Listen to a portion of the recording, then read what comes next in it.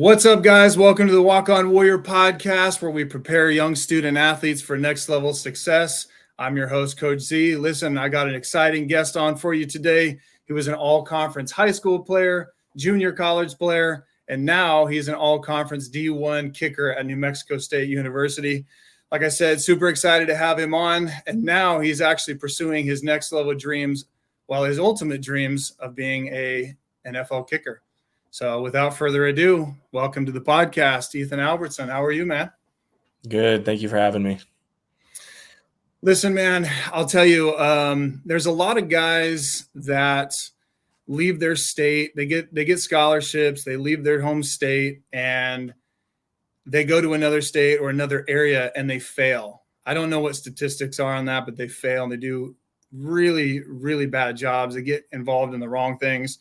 And you're a testament of a guy that has left your home base right out here in San Diego and really dialed in pursuing a dream and an ultimate goal, man. And, we'll talk about it down the road about, the NFL getting prepared for that, the mentality and stuff like that. But, it's one of those things that guys get off the right track. They are on the right track. Everybody wants to go D1. Then they finally get there, and then they're in a bad situation because they put themselves there academically, on the field, off the field, all that kind of stuff. So I just want to tell you, man, that I'm super proud of you for doing what you've done and stayed dialed in.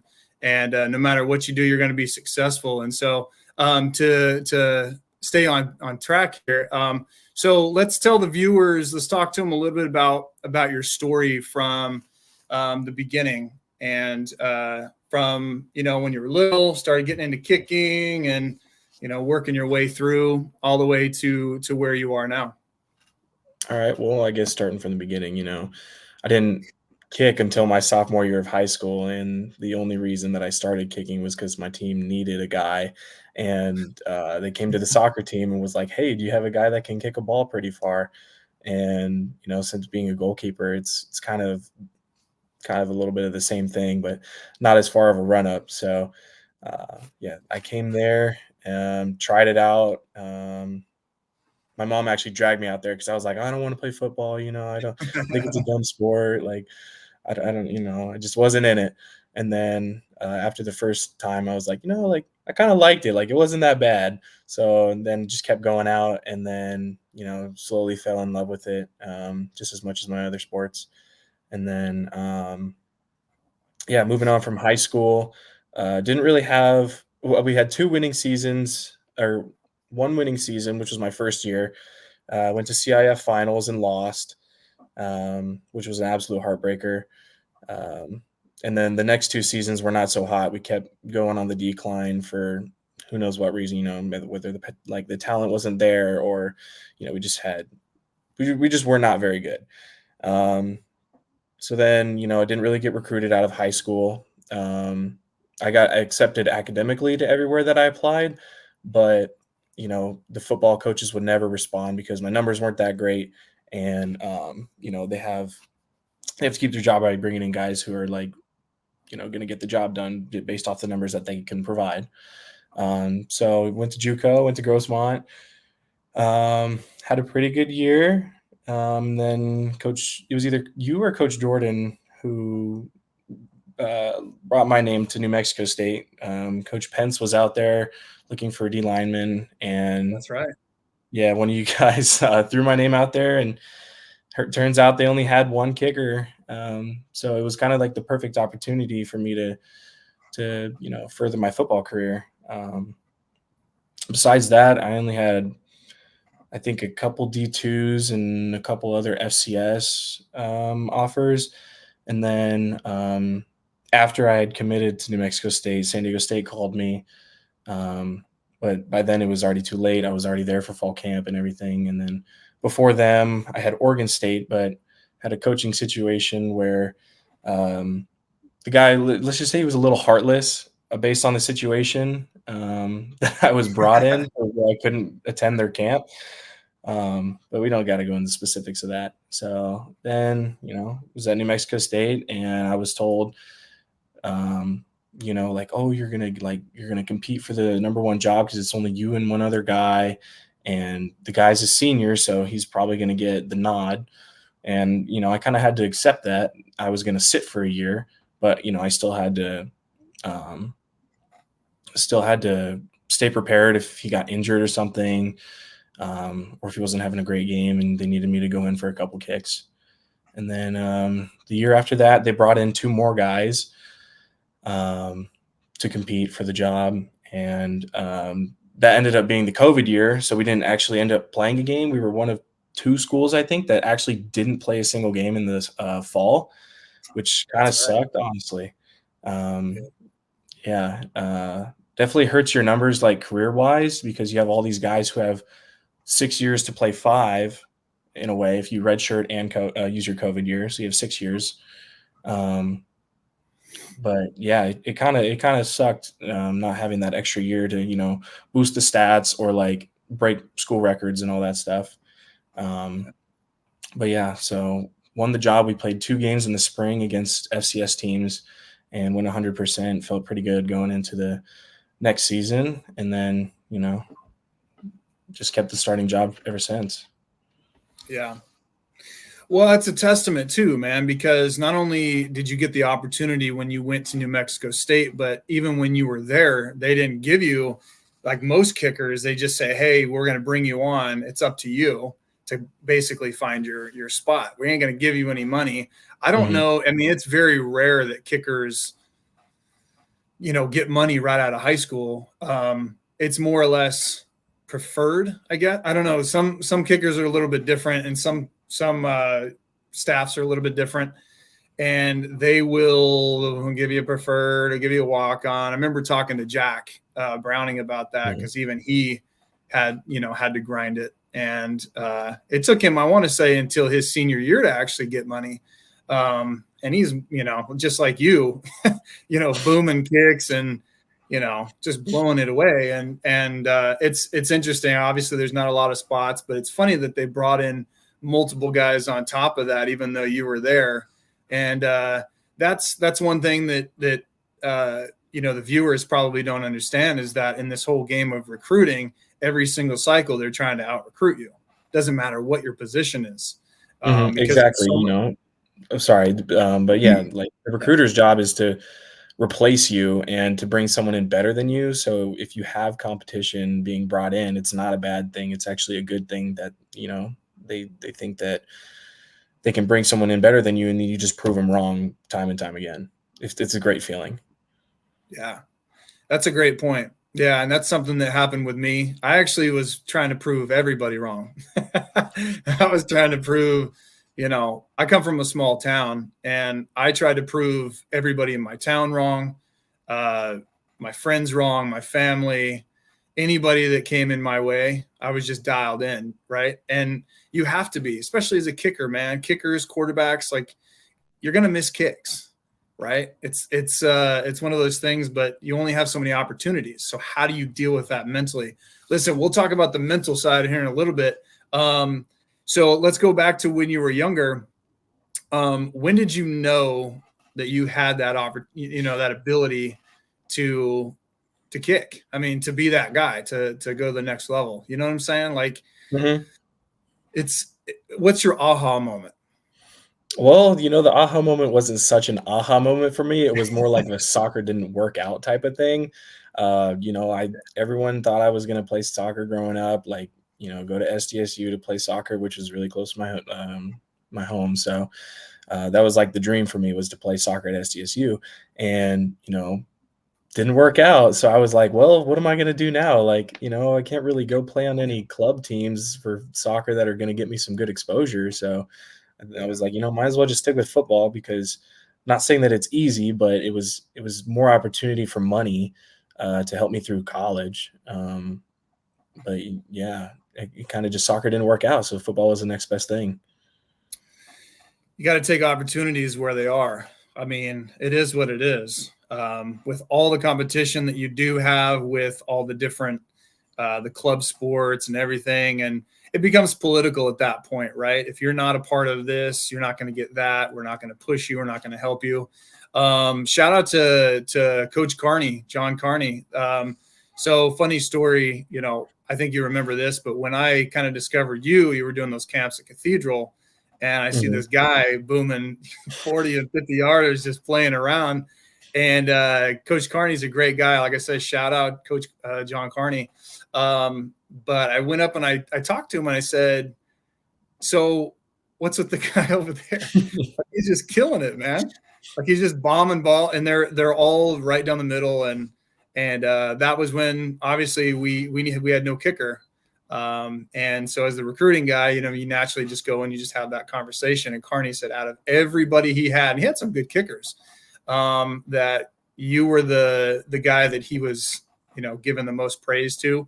And not only that, but the development. He said that not only are you good now, but you still have room to develop. And that's saying a lot, because when you were with us at Grossmont, you kicked, what was that at Grossmont High? You kicked the 50. I don't even know what it was before that. 54 and a 50 in the same game. Yeah. Dude, it's like, I always get a kick out of, those before the half. Say there was a drive. It was a short drive. We're down by however many points. You know what? Just let him kick it. And then you blow people away with that. And it's you could change your entire career. You could be 1 for 50 and then all of a sudden come out there and just nail 1 for 50 something yards. And you know what, man, that's one of the probably the highlights of your highlight film, coming out of Grossmont. And I remember talking to Coach Pence. Shout out to Coach Pence, good guy. I don't think he's coaching right now, but he's back into the world. But he saw your film, and right off the bat, he said, we're bringing this guy in. So it's a wild world with recruiting and who sees you and who doesn't. I wrote a blog on this. I also got a reel on this. We talk about first impressions and how important it is, whether it's obviously when a coach comes in, like when I talked to Coach Sanchez not too long ago, he saw guys, didn't know him, just saw him. Said, listen, we need a safety. The guy over there is how big? Oh my gosh. Put his name down. Then we move forward with it. And the same thing with kickers, and what you're all about. So, so moving forward, man, I mean, so you were a soccer guy, went into football. So you get to Grossmont. You were at Grossmont for a year. A lot of guys don't get out after a year, right? I mean, a lot of guys, the question is, when you go to a 2-year, for the viewers out there, you don't know that when you go to a JC out here in California, you got to get your AA, unless you're like Ethan and have good grades and have done everything possible. When you were a senior in high school, you have to fill out the NCAA forms. You got to go through the steps of having good grades, SATs, whatever, and then be qualified. And then you can go JC and be like you were, a qualifier getting out after 1 year. And I think that's important for kids that, like I said, are interested in playing after high school. And then if they don't get any offers, they just think, well, I'm done. But there's still opportunity beyond that. And you're, like I said, a true testament of that. However, you had the academics ready to go. So you definitely don't want to wait until the last minute to, get all your business right, because I would run into guys all the time that would just not be eligible, and they didn't know it because nobody educated them and whatever. So you were able to get out after 1 year and play pretty long time at New Mexico State. And so tell me your mindset. So you're getting ready, you're interested in leaving Grossmont. Your ultimate goal out of there is what? Was to go to Division I, get the highest possible offer or whatever, and just because you said Oregon State was looking at you, and some other schools were looking at you. Talk about that process, because you're talking that middleman, that JC world, going from JC to Division I, the highest level. Yeah, the process is quite it can be confusing at times. Like, you have all these coaches that are trying to contact you, say like, hey, we're going to bring you in, making all these false promises to you that are not going to hold. So I guess instead of going with the greatest offer, go with the offer that sounds the most genuine. That's basically what it came down to in New Mexico State. Is it sounded the most genuine, and I felt like I had the best opportunity to come in here and, do my thing.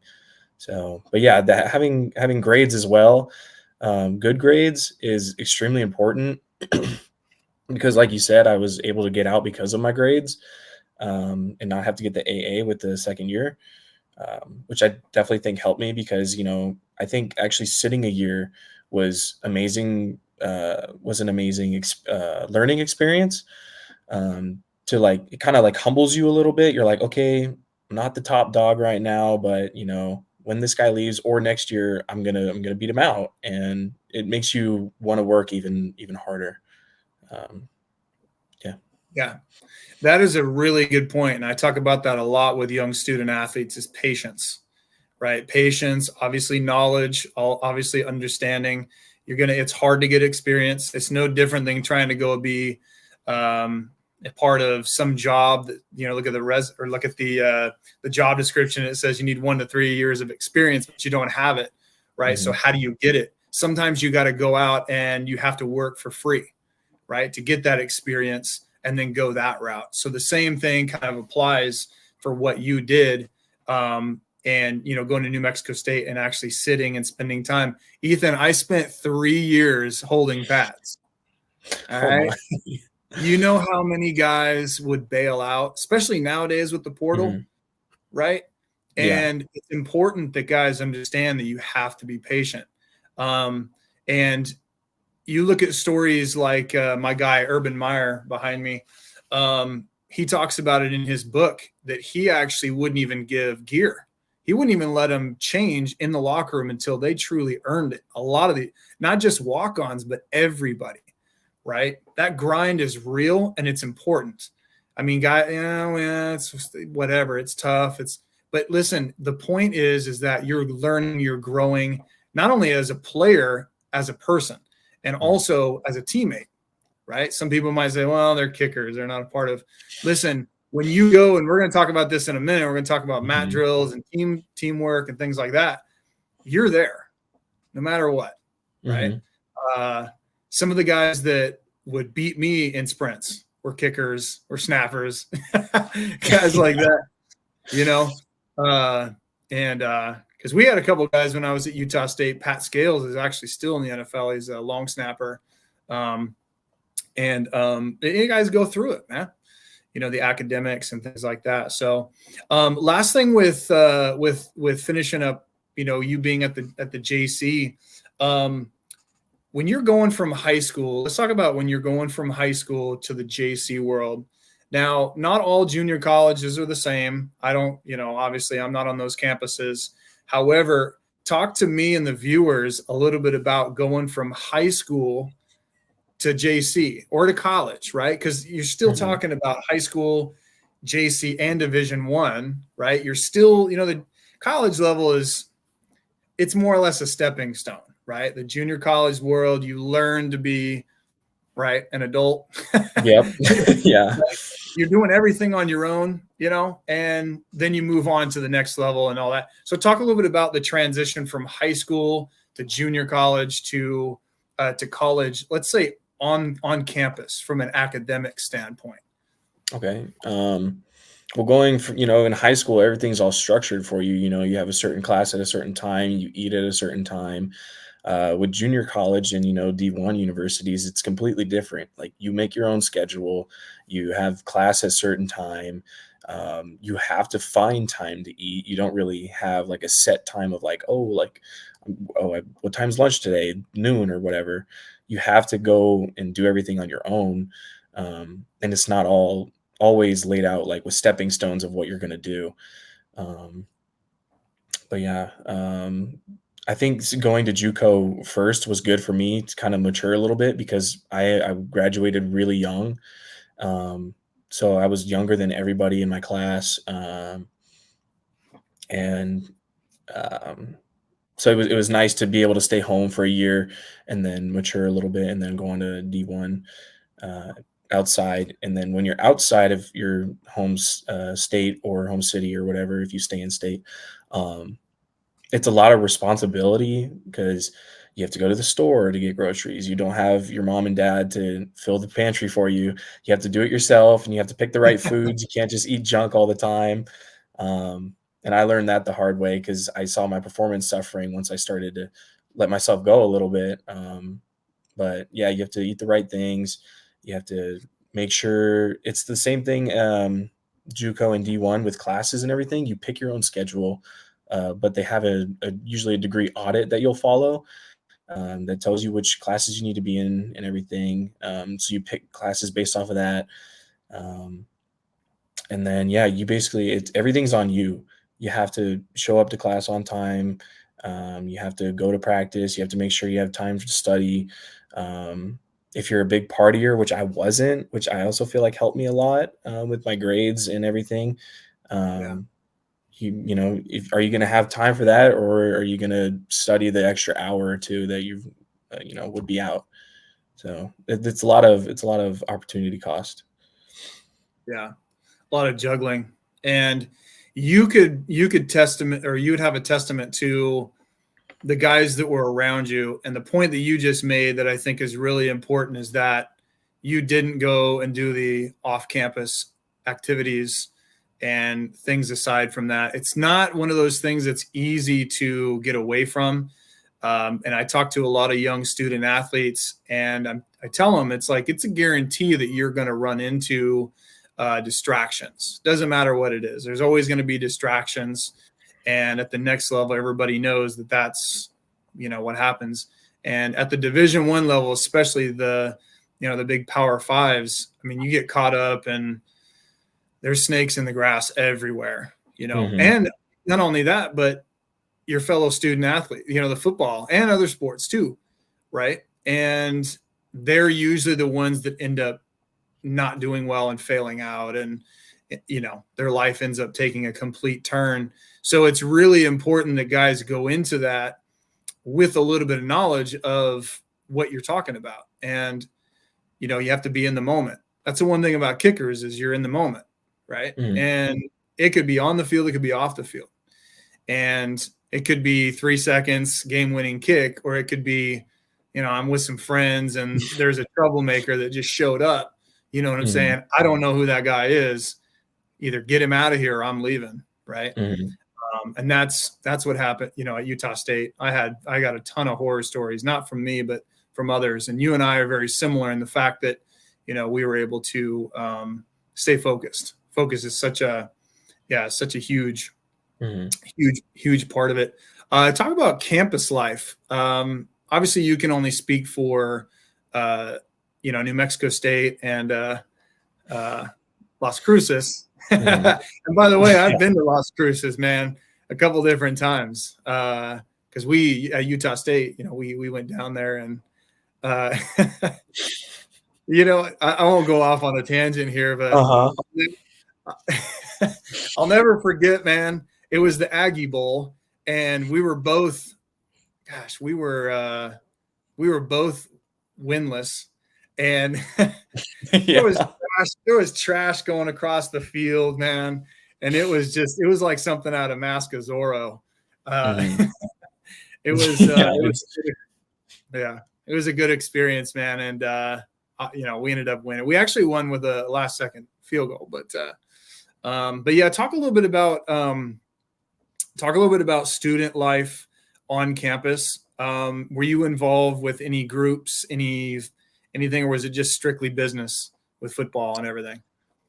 For me, it was strictly business and football and class, and then go home. That was basically it. The way that when I first got here is you had class in the morning, practice in the evening, and then after that you're home, and you don't go out. Like, that's how my philosophy was, is are you really going to sacrifice 3 hours of sleep to have a little bit of fun with people that you don't know? And I went out a couple of times my first year, and I was like, well, first of all, this sucks. I'm not having fun.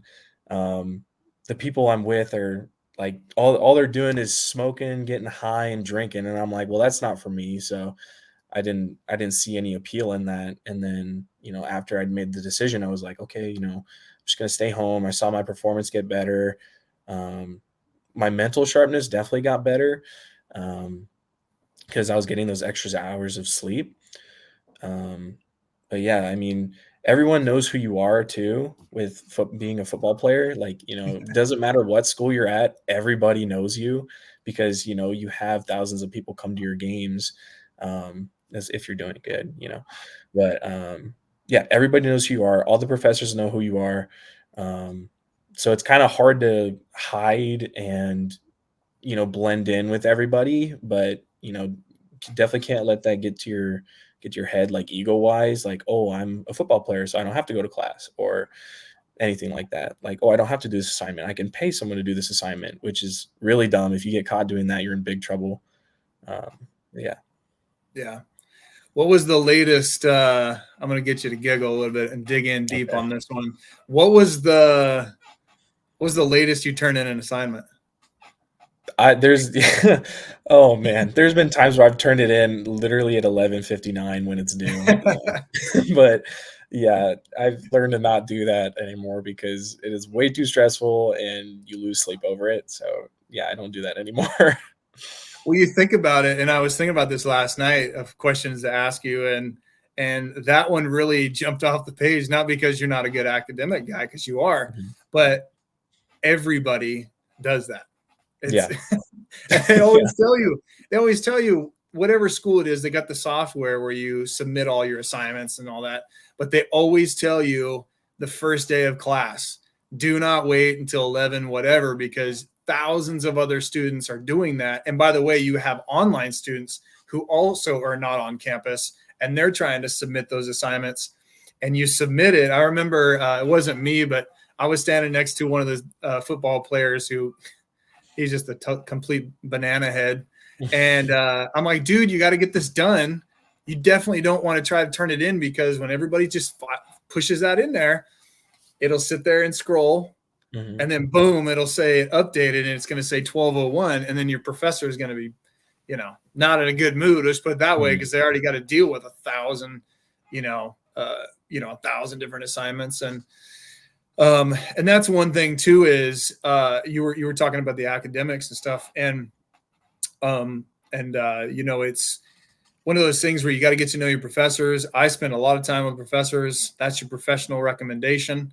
And obviously, if you're at an 89, you want a 90. They may slip you a little bit, whatever, here and there. Yeah. But I just hang out with professors, man. I could go back to Logan and hang out with them. All those guys and ladies are really cool. And that's one way. That's a good trick to kind of stand out. Or even on the field too.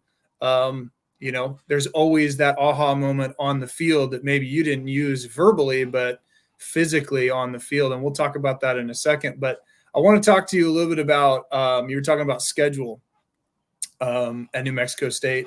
So you're coming from Grossmont, you're coming from, sort of structured, Mhm. Yeah. but you're going to now not just a university, you're going to the highest level. And those coaches have coached at the highest power. A lot of them have, pretty high level experience, and they Mhm. treat it exactly the same. So on the field, or um, let's say on and off the field, talk about a day in the life for you. Let's say in season. We'll talk about out of season, but talk about in season, what we're looking at. Say it's Monday, you're playing on Friday. Let's talk about, let's talk about exactly the schedule and how that schedule goes. So from this past season or from years ago? You can talk about, talk about a year that was kind of a shocker. When you come on Okay, I'll campus and go it I'll just go with our kind of 2 blows you seasons away. ago when we won our bowl. Yeah.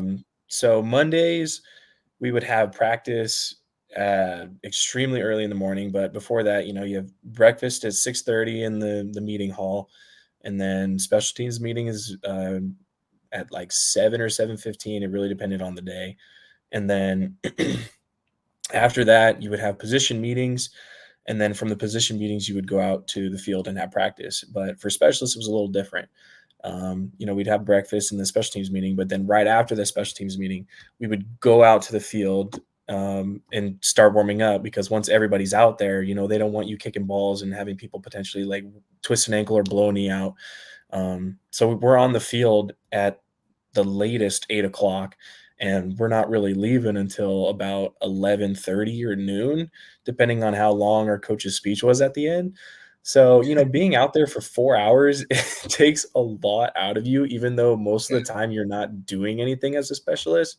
But just being on your feet for 4 hours straight, it definitely takes a lot of physical strain on you, especially out here where it's so hot on the field. I mean, this past season during our fall camp, there was times they would put the gun to the turf, and it'd read 160, and being out there for even 2.5 hours it felt like you were out there for forever, and you're like, oh my God, can this practice just hurry up so we can go?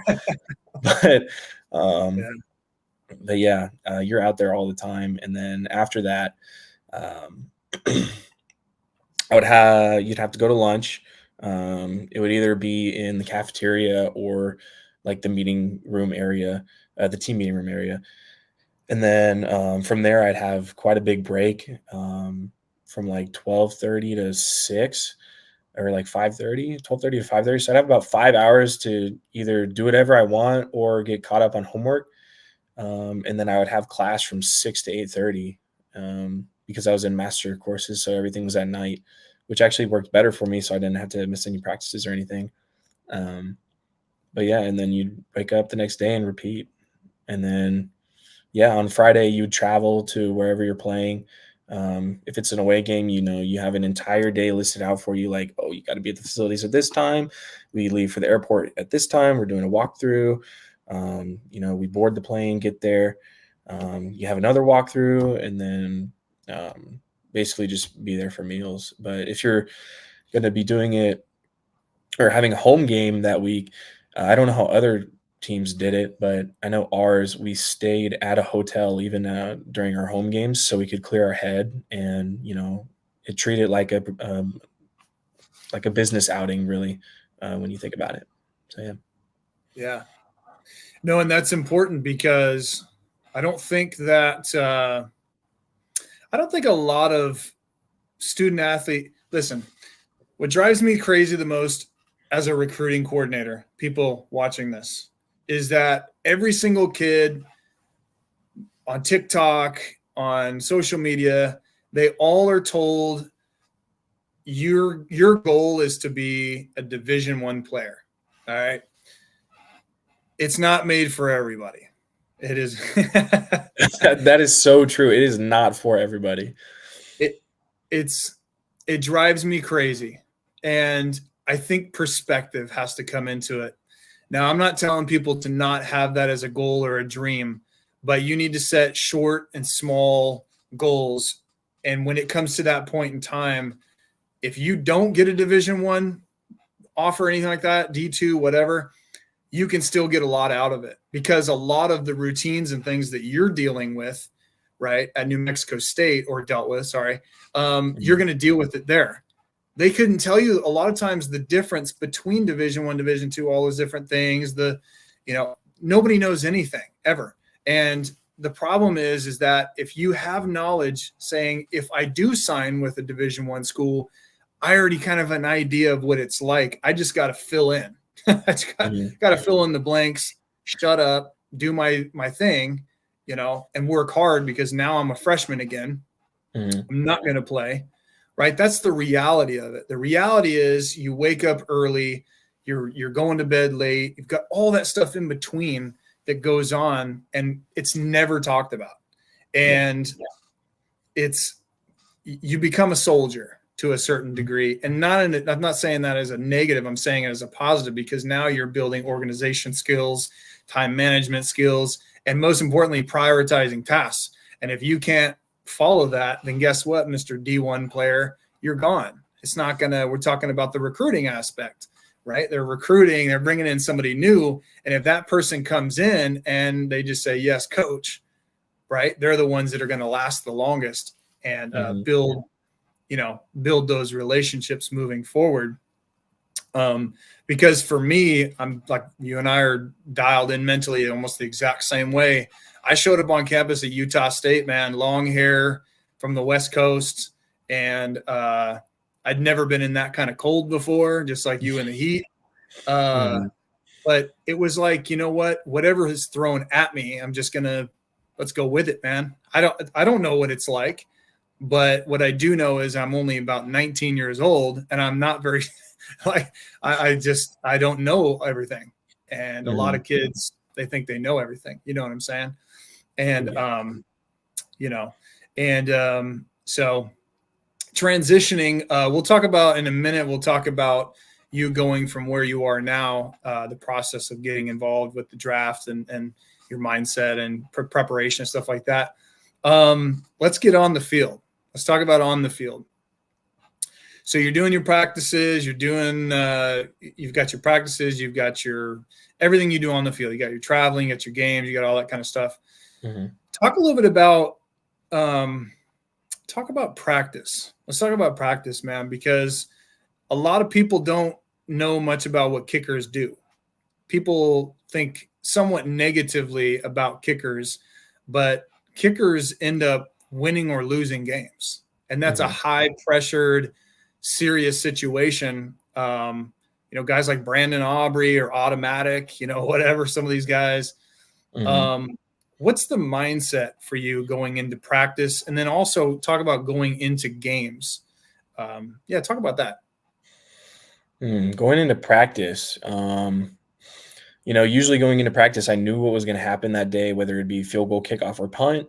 Our practices were extremely structured, which was very nice because there was times during this past season where I would have days off, and it was very, very nice. Like, you know, I'd still have to be out there, still have to, you know, shag balls for the punters and everything, but to have the days off was very, very nice, mentally and physically.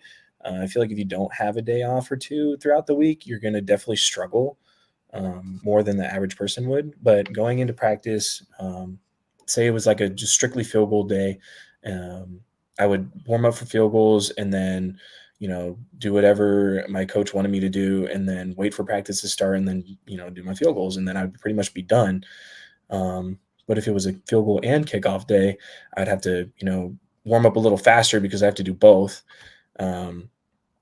But so we typically had field goals at the beginning of practice, and then kickoff was about like almost exactly halfway through practice, which kind of sucked because I was like, man, let me just get it over with, you know, at the beginning or at the end or whatever.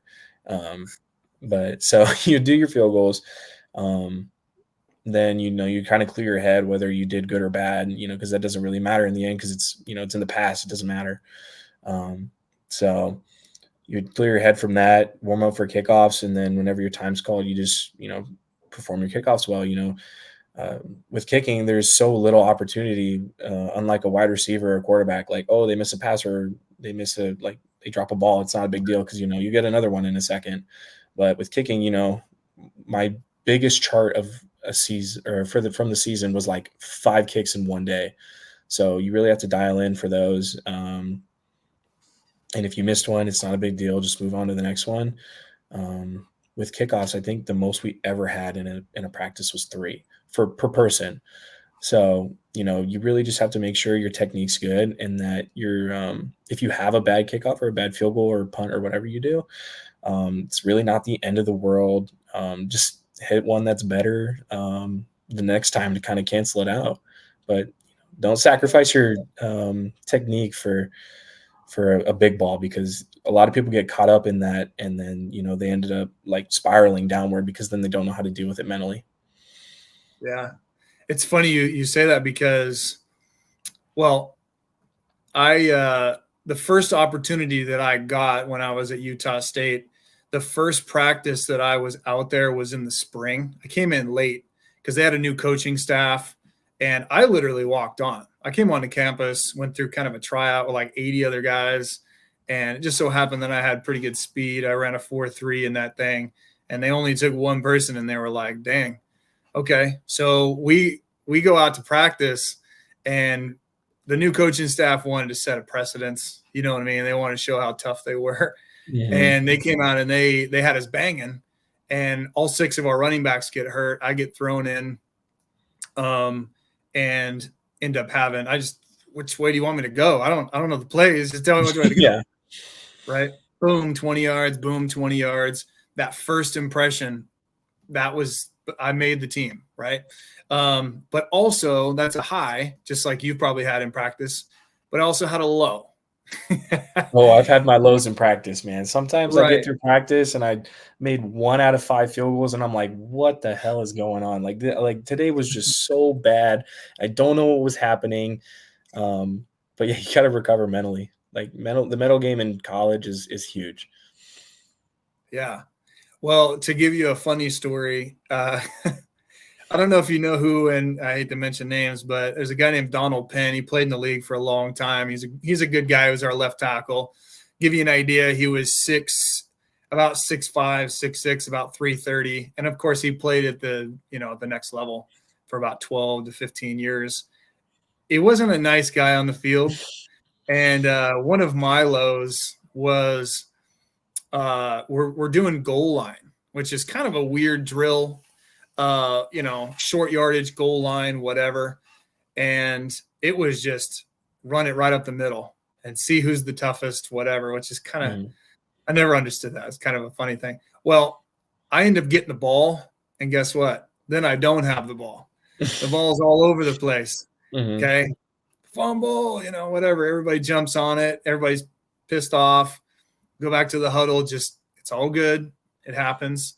We're going to get it in. We stayed at this drill until me got it right? So you got me dialed in. They got you dialed in as a kicker, right? All focus on you. Second play, boom, I fumble it again, right? I'm like thinking to myself, what is going on here, man? Like, of course, the first thing you think of, you start blaming everybody. You start blocking. Sure enough, I fumbled 3 times. And went back to the locker room, and Donald was waiting for me and give me the scare tactics. And so, we have our highs and we have our lows, not only in games, but also in practices. And that's really, that's where you build that mental toughness too. Obviously you can't really prepare for those big moments like you had, in Alabama or wherever, but going through those tough situations are always going to make you that much better. And that's why practice is so important. A lot of people don't talk about practice and how important it is, and repetitions. And so it's key. And won't get too much into your how many kicks we missed or anything like that. But it happens, and kids, need to see that. They need to know that even at the highest level, guys screw up and make mistakes. And the thing is we don't have film. Like we don't promote it on ESPN practices. What do they say? We don't talk about practice. And I think that's one thing that's pretty important.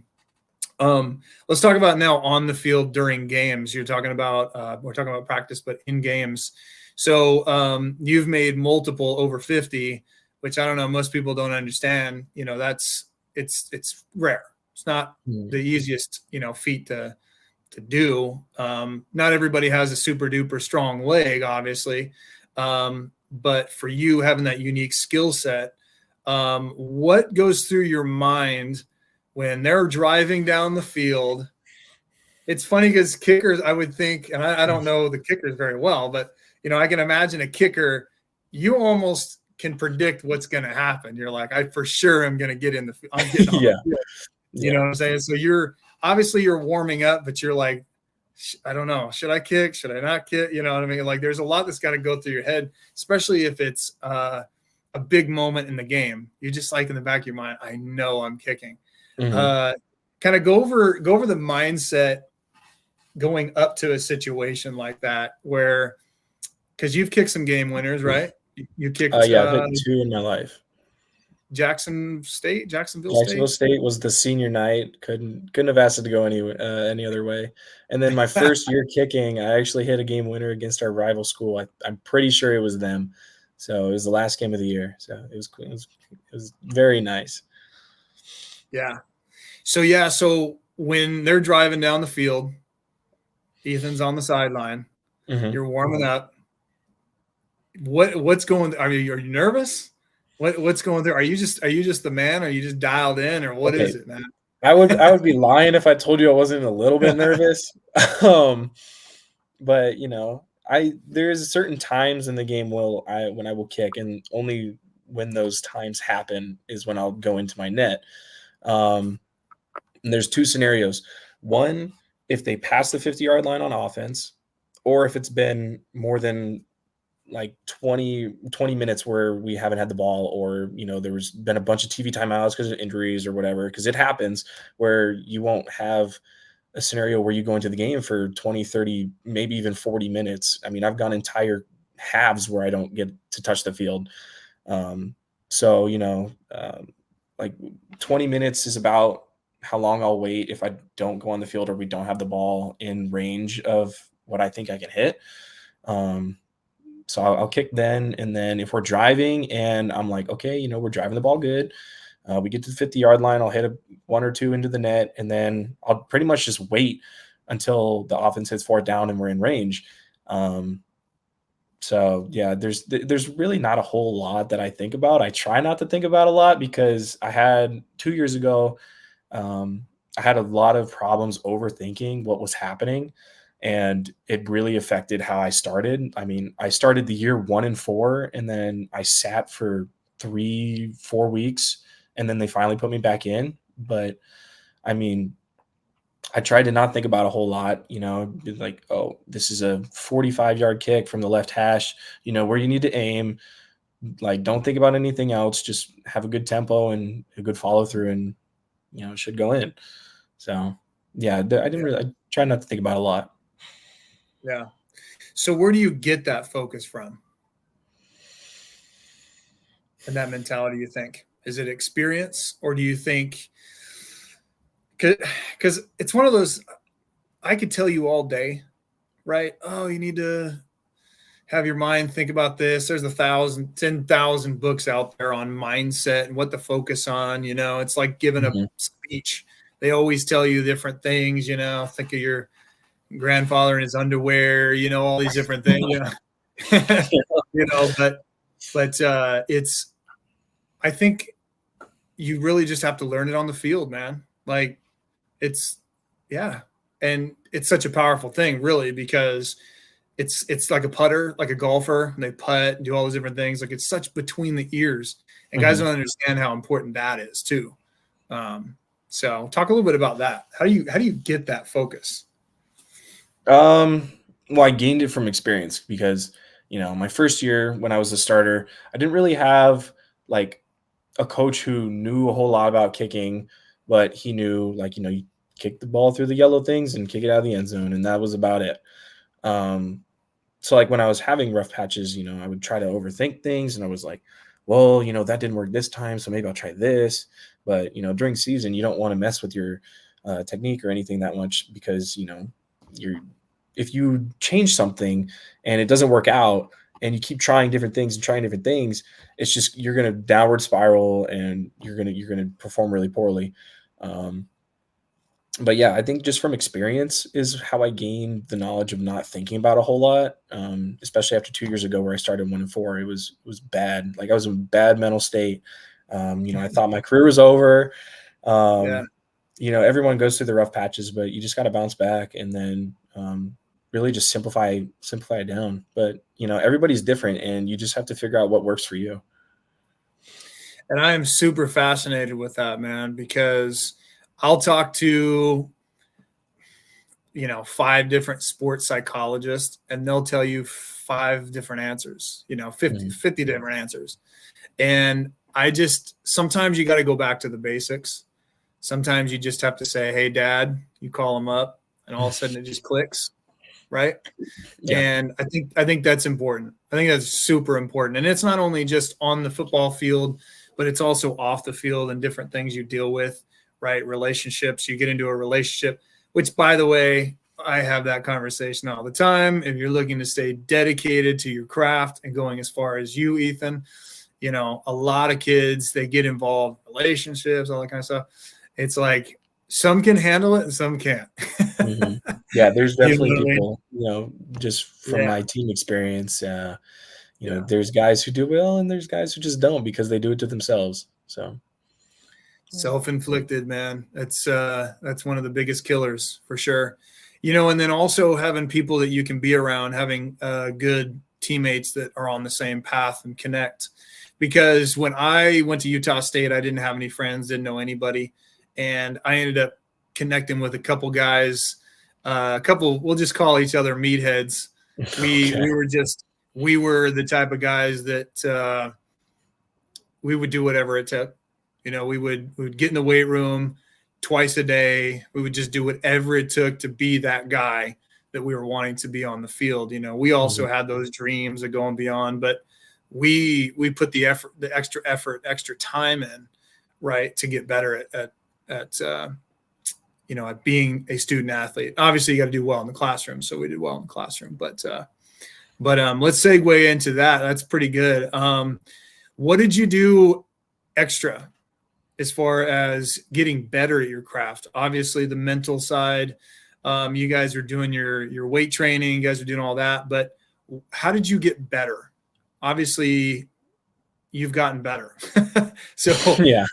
talk about you getting better. And it's not just practice, and it's not just kicks, and but what is it that you did to get yourself to where you are outside of practice and outside the norms? Yeah, that's a good question. At first, I didn't do anything to improve my game, and it kind of suffered. um, Yeah. so I kind of learned that you have to do the extra. You got to go the extra mile for everything, especially in football, to stand out at least. But I did. I did some yoga to improve my flexibility. It really doesn't take that much to do 20 to 30 minutes out of your day to do like a little bit of extra stretching. So I did a lot of that. I did mostly outside of football. I tried to keep my mind pretty clear of it because there was some times in my career where I would, I was an overthinker. So I would think about practice. I'd be like, oh, he did this practice and I did this. So I need to do this next practice and he needs to do bad or I need to do good. And it was just a big mental game that I couldn't keep up with. So I tried to stay away from it outside of the facilities because it was not good for me. My grades started doing bad, and then once you do bad in grades, you have no opportunity to play because you're not eligible to play on the field. But so definitely the flexibility was a big thing for me, and then keeping a good mental health really. But and then there's little tweaks with your style and your technique here and there, but I tried not to think about it that much when I was outside of football. Yeah. So it's definitely a good point. And the interesting thing about you, Ethan, is that you were somewhat of a, I would say, self-made, I guess is probably a good way of putting it, because you kind of started late. And I don't know if there's necessarily a good start date when you're kicking, but you already had your skills as being a soccer guy. But I mean, let's be honest, in high school, you're not going to have a kicking coach or special teams coach or coordinators or whatever, Grossmont, you're not going to get, or JCs or some of the schools that don't have the funding. You're not necessarily going to have it. And then you had your time with John, but you only had so much time, and then boom, you're thrown into the mix. So it's one of those things that it's almost like you had that skill of jump in and just do it, jump in the deep end and just do it. I think maybe you just already had that skill because you're so used to it, and figuring it out kind of on your own, right? It's a completely new skill set. And so that's really a testament to your road that a lot of people just don't really see, I guess. Because you go from being, like I said, being a soccer guy, and there's a lot of guys that transition from soccer to whatever. But when I was talking to an ex-girlfriend of mine who played professional soccer, when she would talk about kicking a soccer ball versus kicking a football, right? That's in itself is kind of a, skill set because of the size of the ball and everything like that. And the football go all over the place. Yeah. And you to angle it, to point it, that's super, super important. Let's transition to the next thing. Let's talk about your, so have you graduated yet? Did you already graduate? No, I'm graduating my master's in the summer. But going back to the high school thing, I got extremely lucky. I had a kicking coach who taught me Oh, the okay. fundamentals of everything. So I did have a coach help me out through high school. Ricky Sharp. Okay. He's no longer here, but he taught me Oh, every fundamental thing that I know about kicking came from him, and then the fine okay. tuning came from Carney. Okay. Hey, learn something new every day. Yeah, Yeah. absolutely. Yeah. So, okay. So awesome, man. Yeah. So moving forward, okay. So you're getting your master's in the summer. Mm, You are moving on. All right. So it's kind of an exciting time. It's a nerve-wracking time. We won't dig too much into it because we're dealing with a lot of the young student athletes. mm, But moving on from going from where you're at New Mexico State, you've got the skills, you got the abilities. Want to mention you were the Conference USA Special Teams Player of the Year. So you've got the mhm, accolades, you've got the leg. Now it's transitioned from basically as we speak until the draft, which is probably like a month and a half. Um, you've got scouts on campus. They're talking mhm. to you, want to see what's going on. You're building in that database. From now till then, what's going through your mind? What's the mentality going into this? Um, it's kind of like how I was a senior out of high school. I was like, man, I don't know what's going on. I don't know anything. Um, like I don't know what to do, what to do right, and what's bad, and all this stuff. But I have an agent. He helps me through everything. I'm going through camps and everything. I've got my pro day, which is my next thing that I have to really focus on and do well at, to help solidify my case in the draft, or through free agency or whatever. But yeah, the mentality is, it's not scared because I'm not scared of anything that's going to happen. It's just it's like new territory, but it's familiar, unfamiliar territory, if that makes sense. Like I know how it feels because of high school and everything and JuCo, but it's something I have no idea how to do anything about. Yeah. There's a lot of guys, man. If you look at the statistics of JUCO walk on, type of guys that end up making it to the next level, it's incredible, man. And a lot of it has to do with the grind and the mindset. And when you have a conversation with these teams, right? I'm telling you, those first impressions, when I was going through the same thing, I'm a running back. There's so many running backs out there. Mhm. How am I going to stand out? Like I had questions in my mind that I'm thinking to myself, um, I meet with these coaches. How am I going to get better at my communication skills? How am I going to get better at how I approach this? Right. Mhm. Sometimes they wouldn't ask for me, but I would kind of just walk through the door and, give them a little, let them know what's Mhm. up. Yeah. And, but at the same time, I know a lot of guys that also ended up going free agency and ended up getting picked up later on. John Carney could tell you all those stories.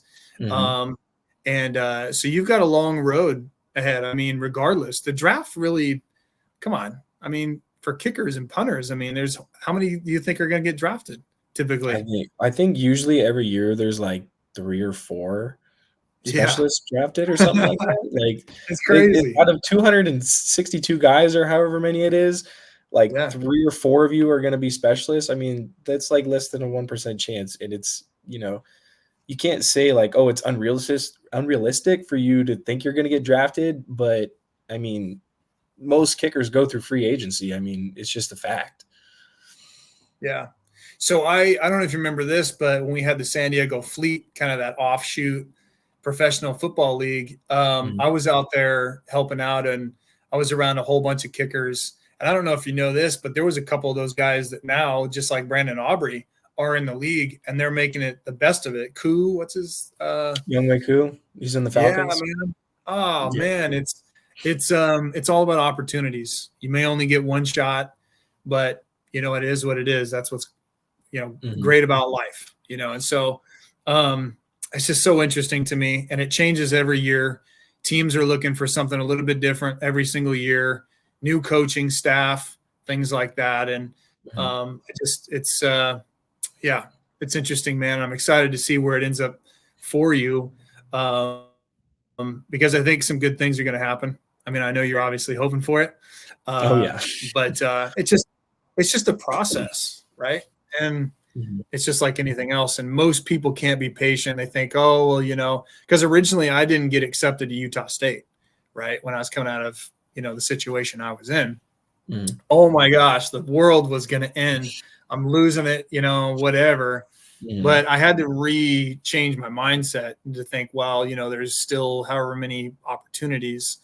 And now with there's opportunities at the professional level, no matter what. So, so let's dig into, I gotta ask you, what's a real funny story, from New Mexico State when you were either on a road trip or, on campus or I don't want to say locker room because okay, yeah, I was gonna say I've got tons of locker room stories, but I don't know if I want to share those. Right. Give the viewers a G-rated funny story that maybe on a trip that you can give some guys a hard time on. Oh man, I wasn't much of a social butterfly when we were on trips because I was strictly business. But oh man. So think about it like this: the longest trips were always the trips that, or say the season wasn't going well, and you fly somewhere else. For example, we went to New Mexico State, and I'll never forget this story because I had some rowdy teammates. Let's put it that way, and we weren't doing very well. So here's how the process worked with us at Utah State. So I won't mention any names or coaches' names, but our coaches would always have this packet, and it was the first 15 or whatever first 10 plays that were, scripted for the game. Well, not all of us paid attention. We don't. So our coach would hand us this in the hotel room, and they would tell us to fill it out. Yeah. Well, the majority of us were like, we don't know what this play is. So we would take the smart kid, and we'd say, hey, and what did you do? We'd fill it out, and then when the coach came in, we'd give it to him, whatever. We would have kids that would go out before because we'd have bed checks. The coach would come in, bed check, whatever, and then we'd have kids go out. Because here's the weird thing about student athletes is that they know other student athletes from other schools. And so when the bed check hit, we'd have guys that would come in. I don't know how my running back coach didn't know. Magically, all of the running backs were in one room, hanging out, waiting for coach to come in. Okay. The one guy, one running back was all decked out like he was going to a club. You'd think if you're the coach, you'd be like, you have nothing on. Look right. Doesn't say anything about Utah State on your jersey. It's like, what? And then anyway, so, but it was always the away trips. We went to Hawaii. I'm sure you went to Hawaii. Everybody tried to enjoy Hawaii. Yeah, we went there twice. Yeah. Wow. Yeah. We ended up going to the Pearl Harbor. Did that thing. It was on Veterans Day. I think it was in November, so that was pretty fun. But you got any funny stories about teammates on trips or anything? I mean, at Hawaii, I'm not gonna say his name. Wasn't a player, but I'm not gonna say his name. We get to Hawaii, and just the first thing he does is he gets absolutely wasted at the bar at the hotel. And we're like, dude, what are you doing? Like, you're not a player, but you're not supposed to be here. He's like, yeah, I don't care, man. So then we're walking around the little area that we're allowed to walk around, because when we went there this past season, they had a structured area of okay, you can walk around this area, but anywhere else is off limits. Like you can't go anywhere outside of this little box that we're giving you guys. And we're just walking around. He's just to the locals, what's up? The locals don't care about you, bro. You're clearly not Hawaiian. Let's just keep walking. You don't got to talk to anybody. But yeah, I guess that's one of the more interesting stories that I've got from past experiences. So the moral of it is, young kids, you end up getting a D1. It's not only the students that you got to worry for. You got to worry. Sometimes it's the staff. Yeah, you got to worry about the coaches, the equipment guys. You got to worry about all those guys. It's super funny. But all right, man, before I let you go, I gotta put you on the hot seat. Can you handle it? Let's go. All right, listen, I got a couple questions. Just try to knock them out as best as Okay. you can. And be careful on this first one, right? So question number 1, New Mexico Mexican food or San Diego Mexican San food? Diego. It's not even a question. I think San Diego Mexican food is so much better than New Mexican food.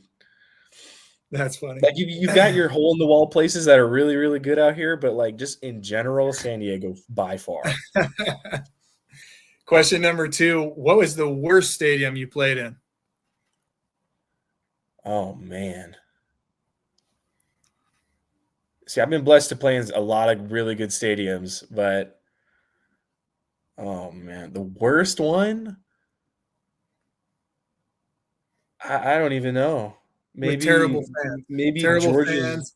Ooh, terrible fans? Probably UNM if Yeah. it's terrible fans. I mean, University of New Mexico, of course, they're going to be heckling you the whole game. All my buddies that are Lobos, man, they're gonna love that Mm, one for sure. They'll say the same thing back and forth, right? mhm. Yeah. Mat drills versus discipline of rolling. Have you ever had to roll? I don't even know what a mat drill is, so I'm glad I don't know What? what that is. But I have never rolled or mat drilled or anything like that, so I don't even know. Oh man. Question number 4. Oh, I already asked you this. What's the latest you've turned in an assignment? 11:59. 11:59 on the dot. This is a New Mexico question. Next question.